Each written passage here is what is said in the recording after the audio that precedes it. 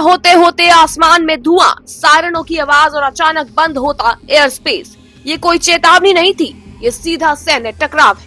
Israel ने दावा कर दिया है कि उसने प्रीमिटिव स्ट्राइक यानी पहले हमला करने की रणनीति के तहत ईरान पर सैन्य कार्रवाई की है और इसके साथ ही पूरे क्षेत्र में आपातकाल यानी इमरजेंसी जैसे हालात बन गए हैं।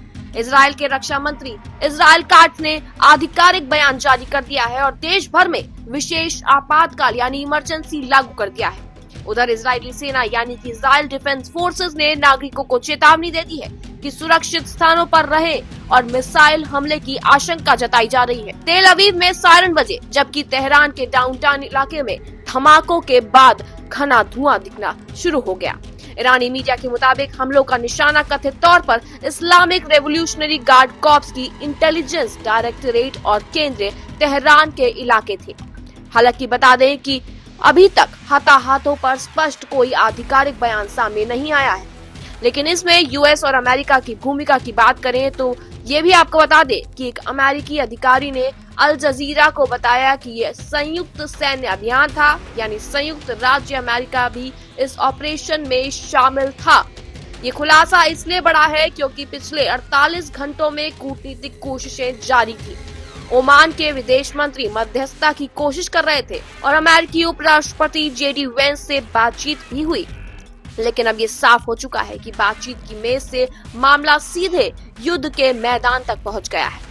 इजराइल ने अपना एयर स्पेस बंद कर दिया है और देश को पूर्ण गतिविधि से आवश्यक गतिविधि मोड में शिफ्ट कर दिया है। स्कूल बंद हो गए हैं, सार्वजनिक कार्यक्रम रद्द हो चुके हैं और गैर जरूरी कार्यस्थल बंद कर दिए गए हैं।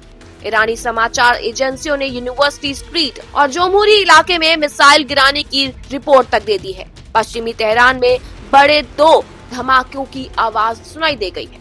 अब तक इजराइल की ओर से कोई भी मिसाइल दागे जाने की पुष्टि नहीं हुई है, लेकिन सरकार ने ये बिल्कुल साफ कर दिया है कि जवाबी कार्रवाई की आशंका पूरी है। ये सिर्फ 2 देशों की लड़ाई नहीं है, ये उस क्षेत्र में टकराव है जहां पहले से परमाणु कार्यक्रम, प्रतिबंध, प्रॉक्सी संघर्ष और वैश्विक ताकतों की सीधी भागीदारी मौजूद है। अगर ईरान जवाब देता है, और संकेत यही है कि वो देगा, तो ये संघर्ष सीमित नहीं रहेगा। तो ये संघर्ष सीमित रहेगा या क्षेत्रीय युद्ध में बदलेगा, ये अभी तक सवाल बना हुआ है। मध्य पूर्व यानी मिडिल ईस्ट में आज सुबह जो धमाका हुआ वो सिर्फ एक शहर में नहीं गूंजा, उसकी गूंज पूरी दुनिया की राजनीति में सुनाई दे रही है। अब निगाहें तेहरान पर टिकी हुई हैं और सवाल यही है कि क्या ये प्रीमिटिव स्ट्राइक यहीं थमेगी या इतिहास एक और बड़े टकराव की ओर लगातार बढ़ता ही चला जा रहा है।